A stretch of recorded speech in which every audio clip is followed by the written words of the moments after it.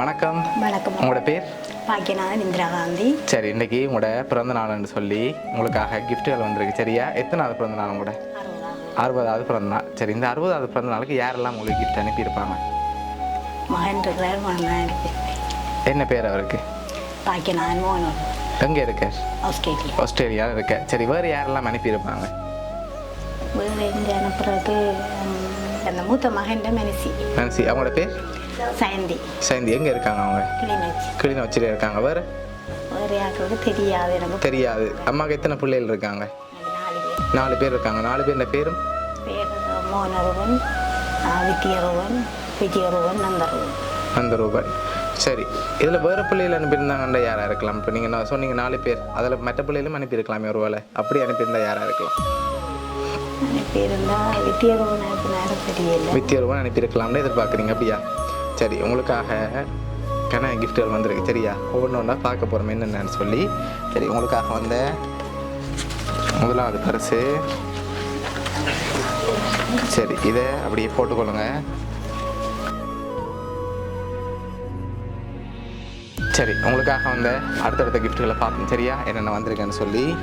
சரி, உங்களுக்காக இதுக்குள்ள ஒன்று வந்திருக்குது. இது என்னவா இருக்கலாம்? பெரும்பாலும் திறக்கக்கூடாது. என்னவா இருக்கும்? மணிக்கூடு வந்திருக்கா? ஆனால் வேறு ஒன்று வந்திருக்கு. அதுக்குள்ள வேறு என்னவா இருக்கலாம்? தெரியல. திறந்து பார்ப்போம் என்ன வந்திருக்கேன். சரி, திறங்க பார்ப்போம்.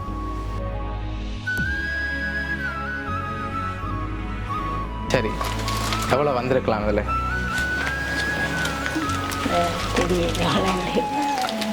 தெரியல. ஒரு கெஸ்ஸிங்கில் சொல்லுங்க, அவ்வளோவா இருக்குமெண்டு.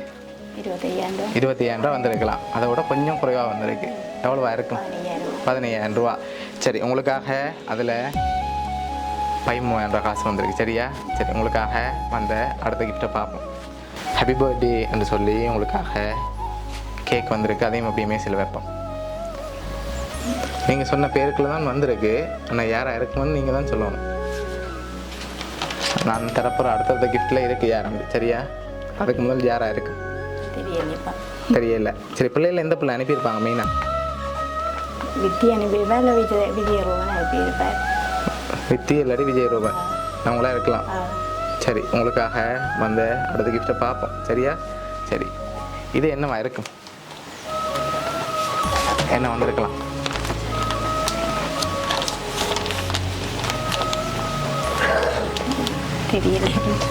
தெரியல. சரி, ஓப்பன் பண்ணுங்க பார்ப்போம்.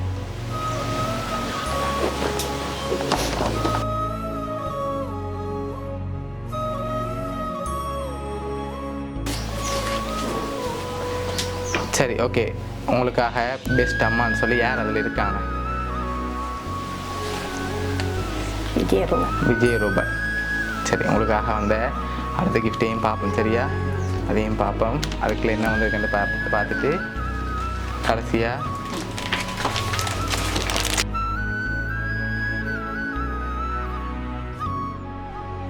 ஹாப்பி பர்த்டே அம்மான்னு சொல்லி அவர்கிட்ட ஃபோட்டோவும் உங்களோட ஃபோட்டோவும் போட்டு ஃப்ரேம் வந்திருக்கு. சரியா? உங்களோட மகன் விஜயரூபன் தான் எவ்வளோவும் அரேஞ்ச் பண்ணியிருக்கேன். சரியா?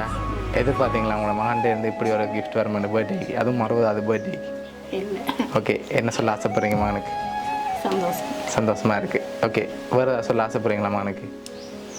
இந்த நேரத்தில் உங்களுக்காக இவ்வளோ பிளான் பண்ணி அனுப்பியிருக்கேன். ஓகே, பிடிச்சிருக்கா அவர்கிட்ட கிஃப்ட் எல்லாம்? சரி, உங்களோட மகன் விஜயரூபன் சார்பாகவும் பவுனியா சர்ப்ரைஸ் கிஃப்ட் சார்பாகவும் இனிய பிறந்தநாள் நல்வாழ்த்து.